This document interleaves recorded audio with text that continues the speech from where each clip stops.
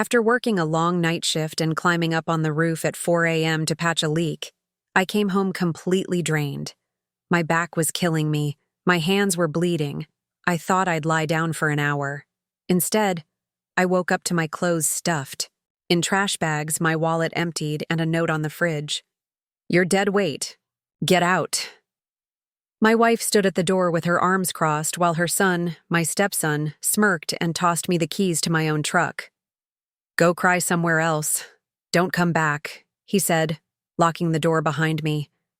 I ended up sleeping in that truck for 3 nights. 2 months later, I had 47 missed messages, all desperate. But before I explain that, here's the full story. I'm 34, my wife Elaine is 36, and we've been married for 7 years. She has a son from a previous marriage, Craig, who's 19 now. He never liked me. I figured it was just teenage attitude, but this isn't some run-of-the-mill stepdad story. This is about how I went from working myself to the bone for these people to being tossed into my truck like garbage, all in a single day. Looking back, the red flags were everywhere. Craig accidentally broke my stuff constantly. Elaine would zone out whenever I mentioned work. They both had something to say about me not making enough money. I'd see shopping bags pop up, even though our cards were always maxed out. But when you're in the middle of it, you make excuses. You tell yourself it'll get better. You remember when things were good. Last Tuesday was brutal. I finished a 12-hour night shift, and right as I was about to head home, I got a text from Elaine at 3:30 a.m. saying there was a leak in the living room ceiling. Perfect timing. It was storming outside, but I still drove home, grabbed my tools, and climbed onto the roof with just my headlamp. Wind was howling, rain blasting sideways. I found some loose shingles and patched them up as best as I could. It took an hour. I was soaked, freezing, bleeding, and sore. But I was glad I fixed. I thought they'd appreciate it. When I came back inside, Elaine was scrolling on her phone in the kitchen. I told her the leak was patched, but we'd need a professional once the weather cleared. She barely looked up, just muttered, "Cool." I was too exhausted to care. Told her I needed a nap before dealing with the water damage. I collapsed on the bed, still in my wet clothes, thinking I'd rest for an hour. Next thing I know, she's shaking me awake. It was 9:30 a.m. I'd only been asleep for about 4 hours. She was standing over me, arms crossed, with Craig grinning in the doorway. That's when I saw the trash bags. 3 of them, stuffed full. I could see my clothes sticking out. Before I could even speak, she said I had to leave. She was done. Done. With the excuses, done carrying me, done with everything. Called me dead weight. I thought it was a joke. It wasn't. Craig threw me my truck keys and told me not to come back.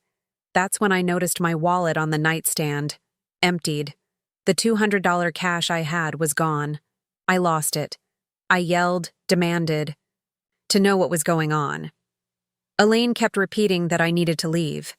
Craig got in my face, said his mom had wasted 7 years on a loser like me. This kid who's never worked longer than 2 weeks at a job, who doesn't pay rent, spends all day gaming, had the nerve to call me a loser. I tried to calm down and talk things out. Elaine just pointed at the bags and said I had 5 minutes to get out, or she'd call the cops. I went to the kitchen for some water and saw the note on the fridge. "You're dead weight. Get out." It wasn't spur of the moment. This was planned. I grabbed the bags, still trying to understand, but Craig started filming me on his phone, saying he was documenting me losing it, in case I tried anything. I wasn't even doing anything. I was just asking why. And then they shoved me out the front door, the house I helped pay for. The door slammed in my face. I heard the lock. Click. I stood there with my trash bags, still in the same wet clothes I'd worn on the roof. My hands still bleeding. My back still aching. Now homeless. I tried calling Elaine, straight to voicemail. Texted her. Nothing. I saw them peeking through. The blinds. I packed my bags into the truck and drove off. Parked at a 24-hour supermarket and tried to sleep. It was miserable. I kept waking up, hoping it was a nightmare. It wasn't. I lived in that truck for 3 nights, showered at the gym, brushed my teeth in gas stations, showed up to work looking like hell. My coworker Wyatt noticed, and wouldn't. Let it go until I told him. He offered me his couch. First thing I did with a computer was check our accounts. She'd emptied everything. Called the bank. Nothing they could do since her name was on them too. Credit cards? Maxed out. She'd racked them up before kicking me out. She ignored all my calls. I even drove by the house once. Craig had his friends over. They were partying in my house while I slept on a couch. That's when something changed in me. The sadness, the confusion. It started turning into something else. Something harder. I stopped trying to talk. I started planning. Got a tiny apartment with Wyatt's help. Opened new accounts. Went to work. Kept quiet. And started keeping records. It's been 1 month since they threw me out. 1 month of rebuilding from scratch. 1 month of taking help from people I barely knew. 1 month of this cold fire in my chest that keeps me awake at night. But here's the thing. Elaine and Craig have no idea who they messed with. I've worked hard my whole life. I don't quit. I endure. I wait. And I fight back. In my next post, I'll tell you what I found out after talking to a lawyer. Let's just say, when you throw someone away like trash, sometimes they come back as your worst nightmare. Update 1. Wow, didn't expect my last post to blow up. Like that. The support from everyone here has been overwhelming. Honestly, reading your comments made me tear up a few times. Yeah, I know, not manly. Whatever. When your life gets ripped apart, it means something when strangers show they care. It's been a little over a month since Elaine and Craig kicked me out. A lot's happened, so buckle up. First off, I've moved into a small studio apartment. It's tiny, basically a closet with a bathroom, but it's mine. Wyatt helped me find it. After 2 weeks crashing on his couch, I needed my own space, even if it feels like a college dorm with thinner walls. The shower takes forever to warm up, and if I run the microwave and fridge at the same time, it trips the breaker. But every night I sleep here is another night I'm putting the pieces of my life back together. About 2 weeks ago, something strange happened. I was grabbing coffee at the gas station before work, and guess who I ran into? Elaine's cousin, Sabrina. This woman has never liked me. She always acted cold during family events, never really acknowledged me. But this time, she looked uncomfortable, avoided eye contact while waiting for her coffee. I was about to ignore her like usual when she suddenly approached me and asked how I was doing, but in this weird, guilty tone. I just gave her a basic, hanging in there kind of response. Then she dropped a bomb. Apparently, Elaine had been planning to kick me out for months. She'd been talking about it at family gatherings, calling me lazy, useless, saying I was dead weight. She was literally strategizing the best way to get rid of me. Let that sink in. While I was pulling night shifts and fixing up the house, my wife was quietly plotting to toss me out like I was nothing. And according to Sabrina, that night the roof leaked.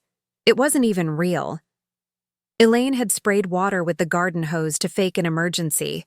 She knew I'd climb up there during a storm to fix it. She wanted me tired and drained. Who does something like that? Sabrina said the whole thing had been eating her up, and she felt guilty for not warning me sooner. Better late than never, I guess. She also told me Elaine had been hiding money, transferring it from our joint account to a secret one for months. That was the push I needed. The next day I called a lawyer. Frank, a no-nonsense older guy, asked about the house, specifically whose name was on the deed. I suddenly realized I didn't know. It had been my grandfather's house, and when he passed 5 years ago, I inherited it. Elaine and I had already been married 2 years by then. I assumed we'd added her name to the deed at some point, probably during the blur after the funeral. Frank looked into it, And 3 days later, he called me with game-changing news. The house was still entirely in my name. Just mine. Turns out, we never updated the deed. The lawyer who handled my grandfather's estate just transferred ownership directly to me. Elaine and I had talked about adding her name, but we never actually did. So for 5 years, she's been acting like the house is hers, when legally, it's mine. And since we've been married less than 10 years and the house was inherited, it counts as separate property in our state. Translation: it's not marital property, it's mine, fully. When Frank told me this, I sat in silence for a minute. Then something hardened inside me. That cold determination I'd been feeling turned into something sharper, more focused.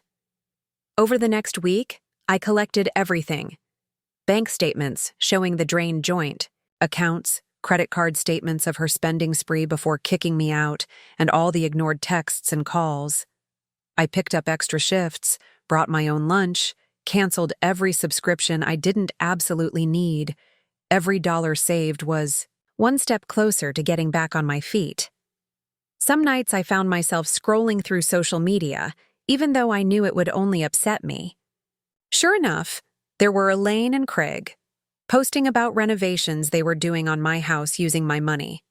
A new TV, kitchen getting repainted, Craig's room with a gaming setup, while I was eating ramen in my shoebox apartment. I didn't react, just took screenshots, more evidence. Frank advised me to separate our finances completely. I canceled the joint credit cards, removed Elaine as a beneficiary on everything, changed my passwords. That's when we discovered something chilling. Elaine had taken out a personal loan using the house as collateral. My house. She forged my signature. The loan was for $25,000.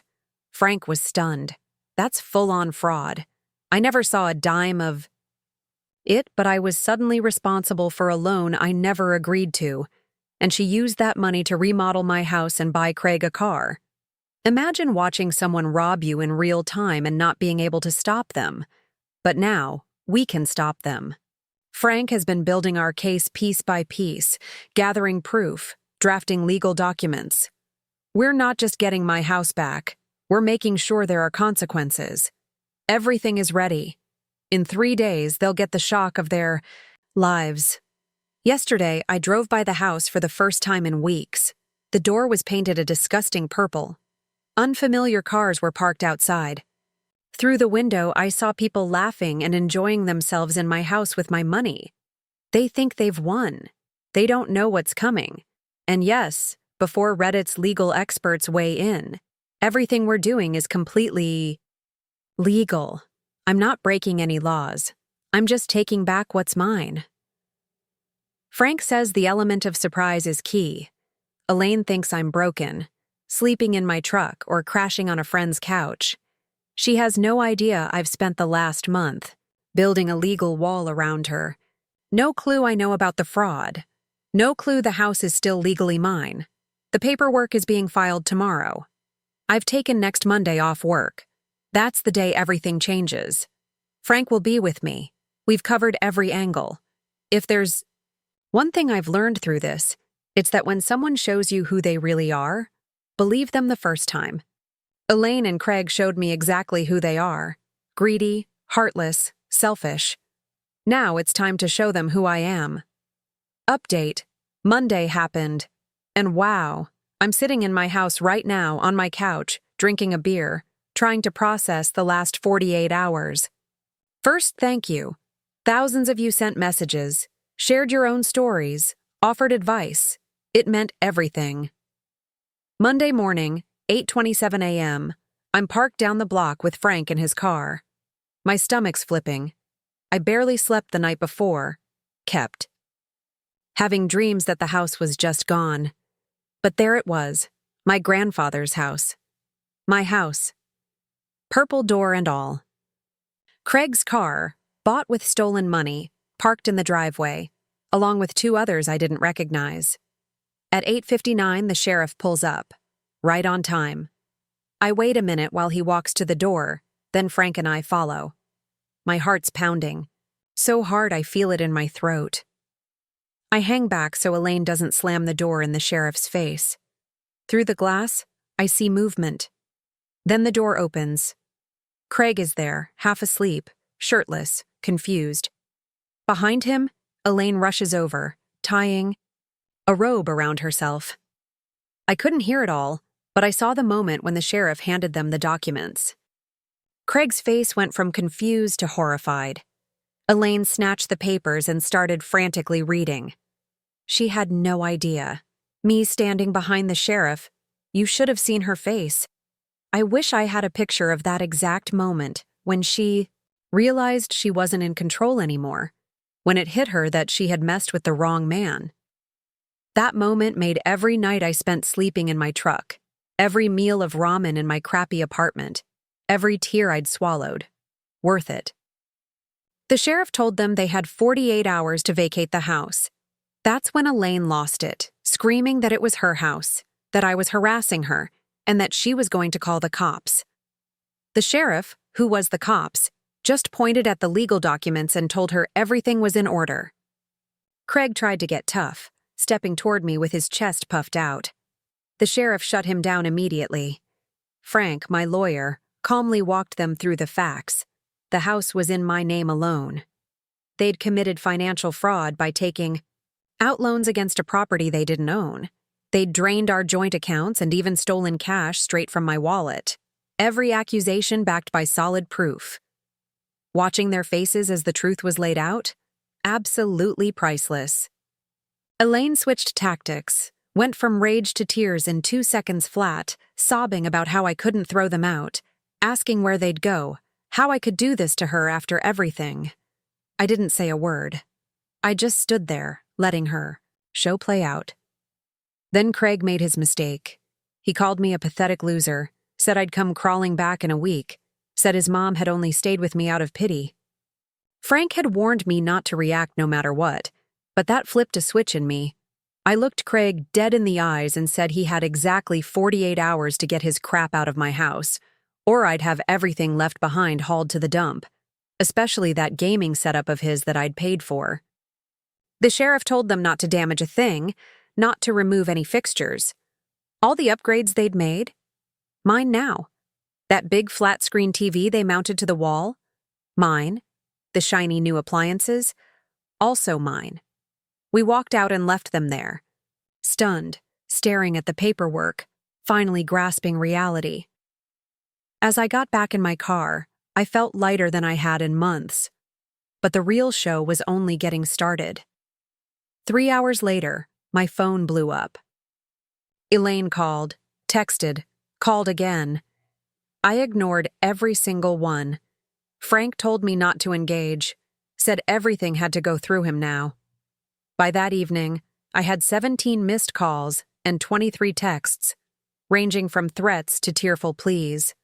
Screenshots of everything sent straight to Frank. Next morning, Tuesday, I check my phone and almost drop it. 47 new messages overnight. Voicemails, texts, DMs on every social platform, even a letter slid under my apartment door. How she found my address? No clue. The messages started with anger, shifted to bargaining, then full-blown panic. She said she'd change, said she'd made a huge mistake, said Craig was sorry too. The last one, sent at 4:13 a.m., just said, "Please, Randy, we have nowhere to go, no money, nothing. Please talk to me." I sent one message, at Frank's direction. All communication must go through my attorney. His contact info is in the documents you received. Then I blocked her on everything. Wednesday morning, the 48-hour deadline. Frank and I met the sheriff at the house at 9:00 a.m. sharp. I half expected them to barricade the doors. Instead, there was a small U-Haul in the driveway. Craig's car was gone, the other cars too. Elaine stood on the porch, eyes red and swollen. Craig? Nowhere to be seen. She tried walking toward me, but the sheriff stepped in. As I passed her, she muttered, I couldn't do this to her, that I'd regret it. and that Craig was right about me. I didn't even look at her. I just walked into my house. Inside was a wreck. They'd clearly rushed, took what they could carry, left the rest. The renovations they bragged about online? Half finished, walls partially painted, kitchen cabinets yanked off but not replaced. Out of spite, they'd done damage, holes punched in walls, deep scratches. On the hardwood from dragging furniture, bathroom sink cracked. But you know what? I didn't care. The house was mine again. The trash had taken itself out. Frank took photos of everything for possible future legal action, then shook my hand, and said the worst part was behind me. The bank was already investigating the fraudulent loans. Elaine could be in serious trouble. After they left, I just sat on the floor of my living room, alone in my house for the first time in 2 months. It didn't feel like victory exactly, more like finally exhaling after holding my breath forever. I called my buddy Wyatt. He showed up an hour later with beer and pizza. We sat on the floor, eating, talking about what to fix first, the roof, then the rest of the damage. He offered to help that weekend, said some of the guys would join too. Real friends, not ones who throw you out when it's inconvenient. That night, I slept on a camping mattress in my bedroom, and it was the best sleep I'd had in months. The next few days were a blur. Cleaning, organizing, making repair lists. I took some vacation time off work. Every hour spent reclaiming the space felt like healing. Then yesterday, something I never expected happened. Around 6 p.m., a knock at the door. I open it, and there's Alexandra. Elaine's sister. She looked nervous, twisting her wedding ring. I hadn't seen her since before Elaine kicked me out. Her husband Stetson was always at family stuff too. Controlling guy. Real piece of work. Alexandra asked if she could come. In said she needed to talk. Against my better judgment, I let her. She broke down crying right away. Apologized for what Elaine did, said she tried to talk her out of it. Then came the bombshell. Elaine and Craig were crashing in her basement. But Stetson was making it hell, especially for Elaine.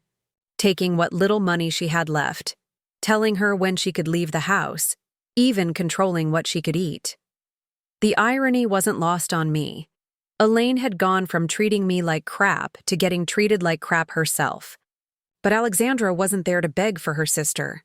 She came for herself. She wanted out. Said she'd been planning it for months, but didn't have the courage. Watching me stand up for myself gave her the push she needed. We talked for 3 hours. I helped her make a plan, called a friend who works with a women's shelter, made a few calls. By 10 p.m., she had a safe place to go and a plan to get her stuff out while Stetson was at work. This morning, I helped her move the essentials to a storage unit. She cried, said she couldn't believe I helped her after everything. I told her she wasn't Elaine.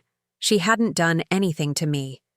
Now it's evening. I'm sitting on my back porch with a beer watching the sun go down. My house still needs tons of work. My bank account's hurting. The legal mess with Elaine isn't over, but I'm free. And I'm stronger than I was 2 months ago. Funny thing, Alexandra texted me an hour ago, said Elaine and Craig just found out she left Stetson. Stetson blamed them and kicked them out. Now they've got nothing. No home, no car. Craig's got repossessed yesterday. No friends willing to help. Karma really is something. So that's where things stand. I'm rebuilding. They're falling apart. And every day I'm a little less angry, a little more at peace. Thanks for coming along on this journey with me, Reddit. Your support meant more than you'll ever know. Oh, and to the one commenter who asked if I'd ever take Elaine back if she changed, LMFAO? Not if she were the last woman on Earth. Some bridges don't just burn, they get nuked from orbit.